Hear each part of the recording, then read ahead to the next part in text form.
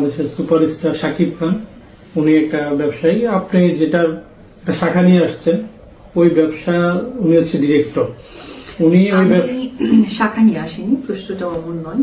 আমি হারলেনের সাথে দীর্ঘ 6-7 মাস আমি হারলেন স্টোরের ব্র্যান্ড অ্যাম্বাসেডর। অপবিশ্বাস যেহেতু আমার ছেলের মা, অফকোর্স সে আমার স্ত্রীও, এবং আমার সন্তানের মা হিসেবে তো তার অবস্থানটা অনেক উপরে। আজকের ব্রেকিং নিউজ, ওপরের স্থান আমার জীবনে সবার ওপরে, এমনটাই বললেন ঢালিউড সুপারস্টার সাকিব খান।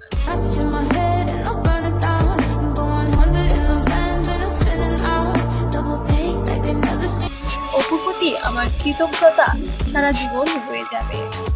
অপু সবসময় অসহায় সুবিধাবঞ্চিত মানুষদের ইফতার করিয়ে এবং তাদের বিভিন্ন সময় বিভিন্ন বিপদে পাশে থেকে দেশবাসীর কাছে প্রশংসা করিয়েছেন। কেননা অনেকের সামর্থ্য থাকা সত্ত্বেও অসহায় মানুষের খোঁজ রাখে না।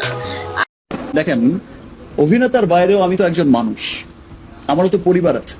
আর সেখানে একজন ভিন্ন ধর্মী হয়েও রোজদার দিয়ে ইফতার করালেন ঢালিউড কুইন অপু বিশ্বাস, যার ফলে এবার অপু বিশ্বাসের প্রতি মুগ্ধ হয়েছেন ঢালিউড সুপারস্টার সাকিব খান। শুধু ইফতার দিয়ে নয়, সে বিভিন্ন সময় বিভিন্ন সামাজিক কর্মকাণ্ডে নিজেকে মিলিয়ে রাখে সাধারণ মানুষের মাঝে। শুধু সেটা রাজনৈতিক ক্ষেত্রকে অগ্রসর করার জন্য না, সে মানসিকভাবে অনেক উদার মনের একজন মানুষ, এমনটা প্রকাশ করেছেন ঢালিউড কিং সাকিব খান। এখন তো ক্লিয়ার হয়েছে যে সমস্ত কিছু মিথ্যে। আমি আমার পরিবারের কাছে মাথাটা উঁচু করে দাঁড়াতে পেরেছি। দিন শেষে এইটুকু। তবে অপু বিশ্বাসের প্রতি এই ভালোবাসা এবং মমতা আর নতুন না। অপুর সাথে সাকিব নামটা এমনভাবে জড়িয়ে আছে যেন জীবন দিন জন্মান্তরে। সাকিব খান অপুকে অনেক বেশি ভালোবাসে, এমনটাই বলেছিলেন ইকবাল ভাই।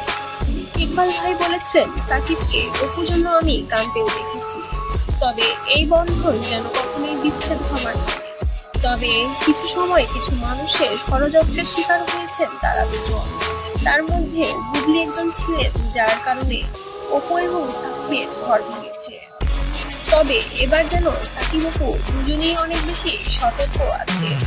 এবার আর তাদের মাঝখানে তৃতীয় ব্যক্তিকে আসতে দিবেন না, সেটা বুবলি হোক আর অন্য কেউ হোক।